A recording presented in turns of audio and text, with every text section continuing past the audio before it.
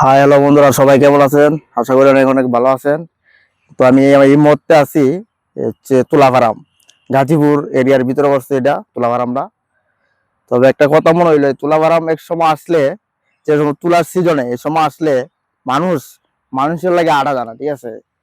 মানে মানুষ অত ভিড় হয় এই টাইমে, ঠিক 3টা 4টার দিকে হলে প্রচুর লোক আসে। মানে তুমি তো আডার একটা সুযোগ থাকে না। কিন্তু একটা কথা হলো, যে সিজনে যে ফল হয় এই ফলে মানুষ কিনে বেশি, এই ফলে মানুষ খায় বেশি, অন বিক্রি দেখে বেশি, ঠিক আছে? এখন তো একটা মানে এখন তো তুলার সিজন নাই, ঠিক আছে? এই কারণে দেখেন লোক আশেপাশে বড় জোর 8-10 জন আছে।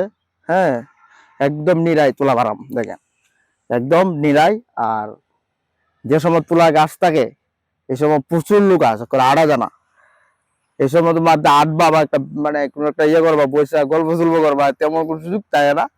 তো এখন সিজন ছাড়া একমাত্র যারা গাছ কাটে বা গরুর গাছ কাটার লাগে আছে বা এমনি এছাড়া, এই যেমন আমি আসছি আজকে বহুদিন পরে, প্রায় 3-4 মাস পরে আসলাম। একবার আসলাম তুলার সময়, আসছে দাঁড়া দেখছিলাম তো লোক কিরম হয়।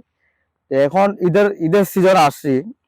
একটা হলো ঢাকা শহর তো লোক কম আছে, গাজীপুর এলাকায় তো যারা ময়মনসিংহের যারা বিভিন্ন জেলার, এরা তো জেলায় ফিরে গেছে। আর যারা গাজীপুরের লোকজন একদম কম। আর বিষয়টা হলো কেন, সিজন ছাড়া আসছি এই কারণে দেখেন লোকজন নাইগা, একদম কম লোকজন। আর গরম, প্রচুর গরম এখন, ফ্লাওয়ার একদম কালি।